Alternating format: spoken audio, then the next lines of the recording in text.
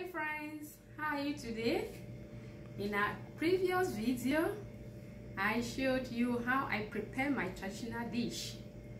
My traditional dish, which is called Achu. I showed you what I use, the ingredients I use. Today I'm going to show you how I actually boil the coco-yams and the banana to be able to pound them together. So I showed you the banana yesterday and the coco-yams. I have prepared them now ready for cooking by washing them, splitting them and washing them very well. The coco-yam was very fat, so I have cut them into pieces so that they will be ready easily, because if I cook that fat one, it will take long to get ready. So as I've split them I've cut them into pieces. I will now put this right at the bottom of the pot. Yeah, there we go. Put them, and then I will put my banana.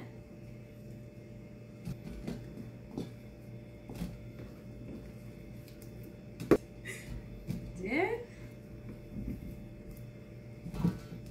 I will put these tender coco-yams on top, because they get ready very easily, and I have to pound them first before the banana, because if you pound the banana first, it easily gets hard and it will be difficult to mix.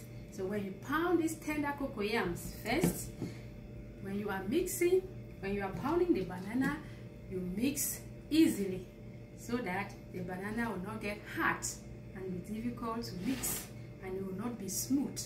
And a good achu fufu has to be very smooth when you pound it and mix it. So when I've arranged this very well in the pot, the coco-yams and the banana, I will pour some water. I will add water. Add water about, when I see it is half of the pot, then I know it's okay. It's just there.